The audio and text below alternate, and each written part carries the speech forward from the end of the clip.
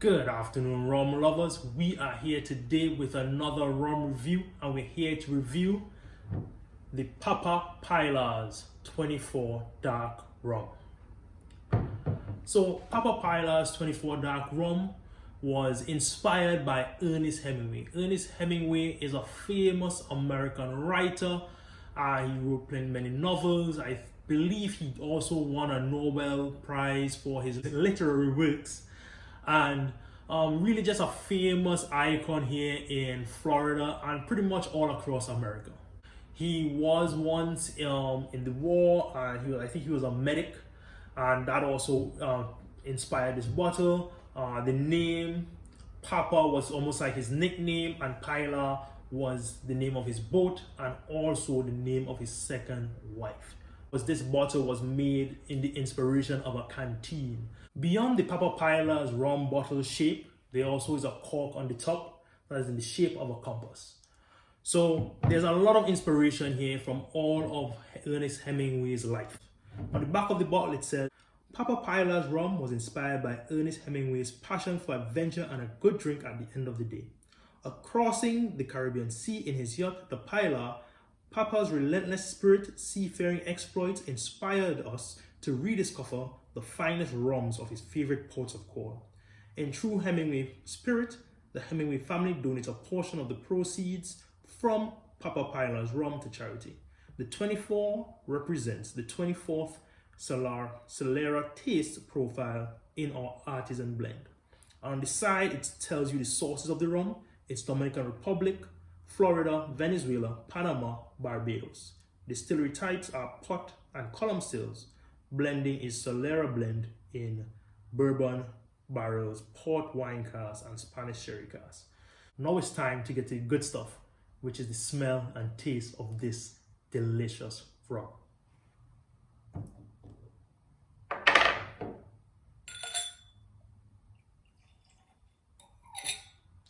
So one thing to recognize, this mouth of this is very, very short. So you really have to put the glass on the bottle for the pour. Some people complain about that, and this is one of the newer bottles. I've seen online some of the older bottles. This has a chain on it where this cork, you take it off and just kind of hangs there because it's connected to this around here. But this is one of the newer bottles. It doesn't have that fancy feature of the chain, but still a great bottle.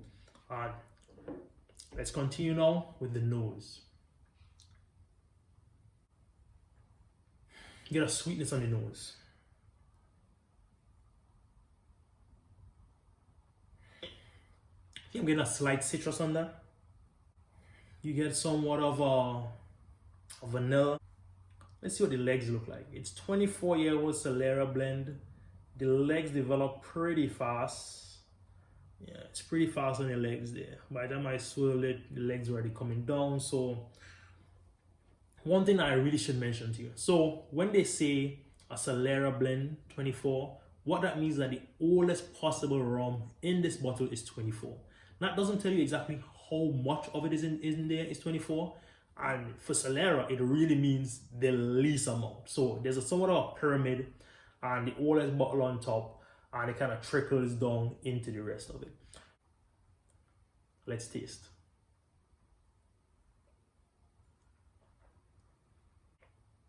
Okay, so there's a sweetness on the palate, there's a burn on the palate, and that's from the younger rums that is in this mix. Right, there's a kind of chocolatey flavor on it. It's a pretty long finish. It's chocolatey, it's a bit bitter, it's a bit sweet.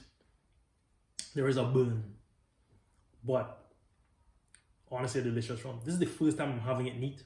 Opened this bottle yesterday, had it on the rocks. Honestly, slightly reminds me of Appleton 12 year, the rare blend. In that little bitter note. Slightly reminds me of the El Dorado from Guyana, the 12 year as well.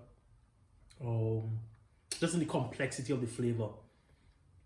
But there is some heat on this. It's warming all along in my chest. Like there's some burn in my mouth, but now even in my chest there's some warming. And that sweetness I'm getting, it's like the sweetness of a sherry cask, which is one of the notes that they said that they had aged it in. So this was aged in ex-bourbon cask, then sherry cask, and also in port wine cask. So port wine cask gives you some sweetness, the sherry cask gives you some sweetness, the bourbon cask gives you more of that oaky kind of flavor.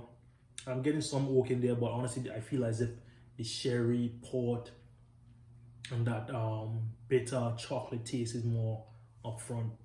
I love rums that give you a unique perspective, because if you're trying new things, you want to try new things. You want to try everything that tastes the same, and this definitely is a unique taste in rum.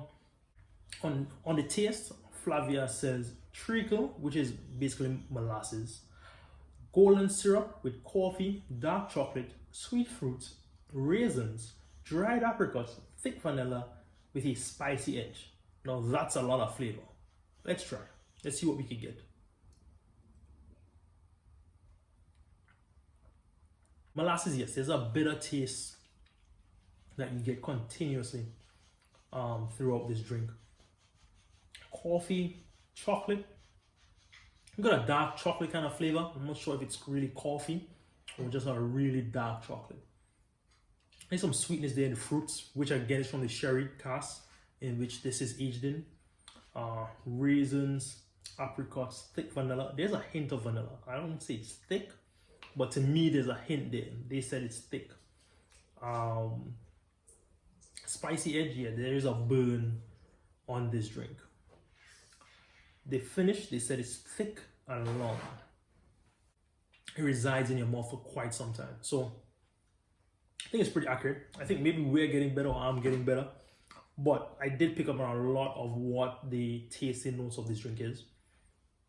So that's the expert opinion. Conclusion to this drink: $40 here in Florida. It's decent tasting rum. Has a lot of complexity to it, and enjoyable. Everyday sipper at $40, not really. That heat that you get when you sip it neat, it's not really what I would expect for a drink that's $40.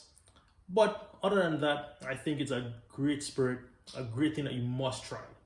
So you have my opinions, you have their opinions, and we have the conclusion of another great review of another great rum. Again, like, comment, and subscribe. If you like this rum, I definitely enjoyed this rum. And see you next time for another great review with me, Jame. Have a good day, guys. Cheers.